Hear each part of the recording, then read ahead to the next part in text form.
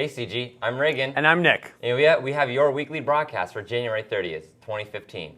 To start off our broadcast, Tori Mickle brings you an update on the construction here at the high school.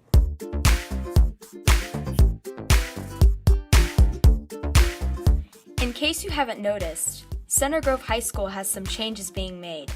With workers in our halls to some extra furniture, we can be assured that the project is underway. Changes are being made to our offices, greenhouse, and athletic offices. Many classrooms have had to move due to the construction. Entrances blocked, rooms being painted, and even signs. Even our Center Grove Elementary has been making some changes. Some of ours will be a new main office, facilities, and as Mr. Short says, a new coffee bar. It's going to look similar to a lot of the elementary schools and the middle schools that are already done. But anytime visitors come into the building, they're going to have to enter the main office before they can come into the building. Other than that, the classrooms are getting updated, so they're going to look newer and nicer. However, it's not going to be a huge change for students. The other one's probably going to be the media center to the cafeteria. There's going to be a nice long hallway there that kind of is open for students, and it's going to look nice for them and then give them an opportunity to have somewhere to study with their peers, sit down and have a cup of coffee, so on and so forth.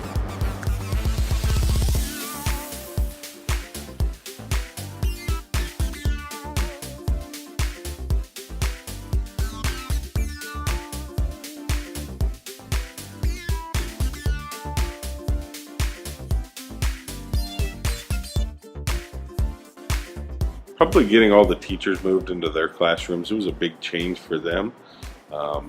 Right now with the whole construction process, everybody's experiencing some change. But as we move forward and make this a better high school for students and for staff, it's going to all piece together. It's exciting. My guess is the wider stairwells, so that way they can get up and down a little easier. The other thing that I think kids will be excited about is the coffee shop that will eventually be open in the media center, making it a little bit more student friendly for you guys. This new administrative and guidance office here should be done by the end of May. That way over the summer the offices can move and they can create the corridor from the media center into the cafeteria. The athletic seminar room, so whenever the athletic department needs to have a meeting, this is where it will take place at. Want to know what's going on with your missing classroom? You can check it all out on the Center Grove Community School Corporation website under the About Us tab, Construction. Thanks, Tori. Looks like they're making progress. Next up, Noah Lux introduces you to the new dean, Mrs. McMahon.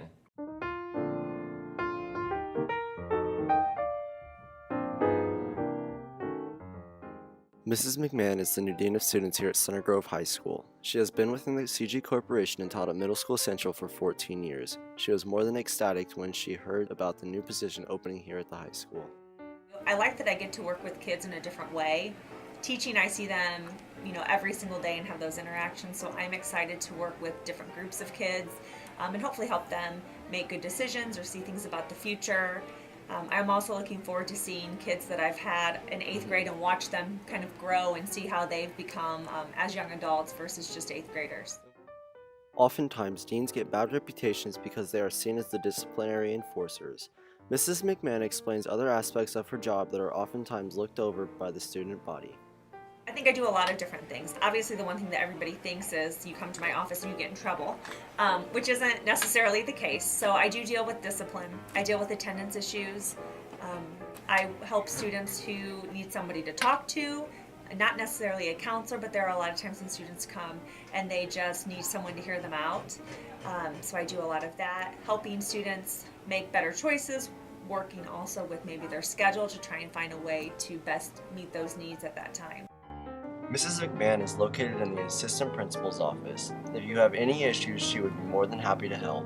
Wrestling season is wrapping up. Drew Martin and Will Boston bring you a recap of senior night and a preview of the sectional tournament.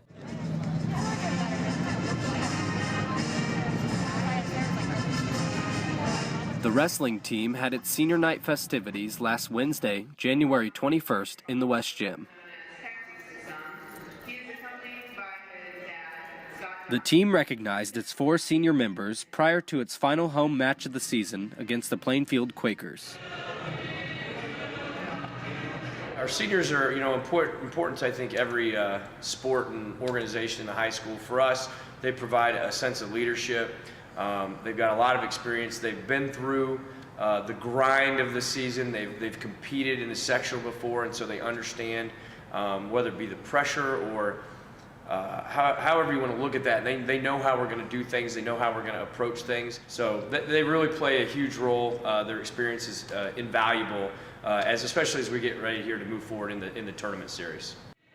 Experience truly is valuable to the success of the team. Senior Trevor Johnson has learned to put the team first during his senior season.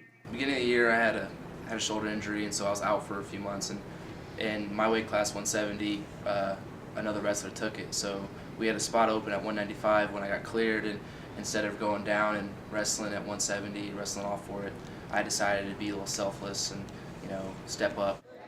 Being a senior is a challenge, but also gives another chance to win a state title. Senior Zach Blevins looks forward to the end of the season tournaments. Being a senior this year is completely different from the rest of my high school career. There's more pressure on you to do better and to lead the team and to really push yourself, because this is your last year to really make a name for yourself. The entire wrestling team has since gone on to place 5th in the MIC tournament, with senior wrestlers placing 7th, 4th, and 2nd respectively. The sectional tournament takes place at Mooresville High School on January 31st. Hi, I'm Connor Noble. I'm a junior. I'm the varsity 138-pound wrestler. I'm excited for sectionals because the whole state series is really the best 4 weeks of the year. It's what we work all year for. I'm not seeded as high as I think I should be, but I plan to exceed my seed and just wear guys out and work them. My wrestling role model got to be Stone Cold Steve Austin. He's just a hard worker, and he's someone you can really get behind. He's a fan favorite. So come out and support us at sectionals, and we hope to get that team title. Ever wondered what a day in the life of a swimmer is like?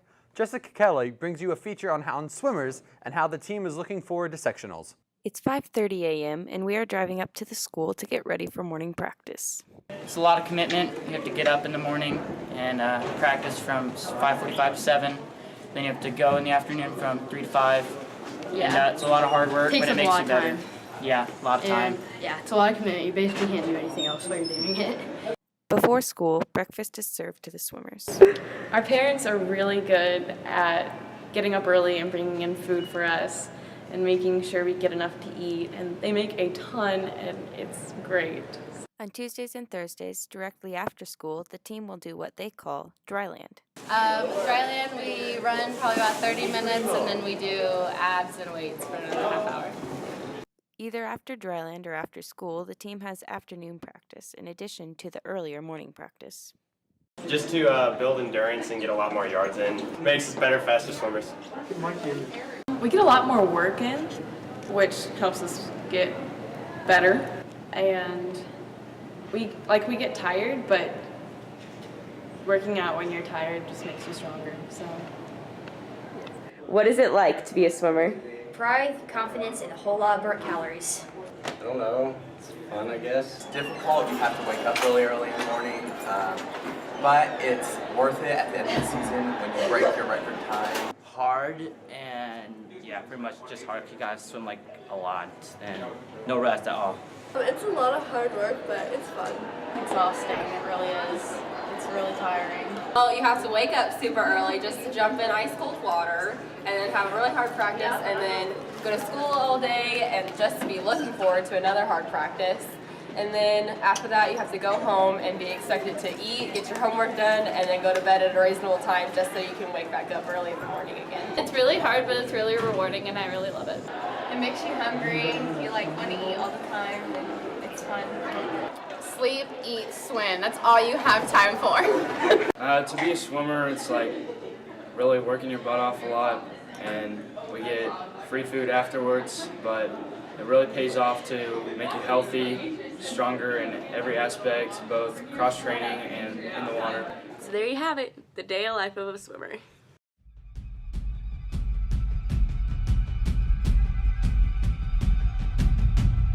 First week we have taper, which is a lot of sprinting, and then the second week we are resting. Doing very well. Me and Maddie have been preparing Sarah and Carly have been preparing all season, so I think we're going to do well. Best times at sectionals and hopefully win.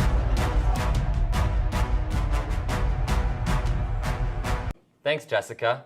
Best of luck to Center Grove Orchestra soloists and small ensembles participating in the Indiana State School Music Association performance event at Bloomington North High School this Saturday.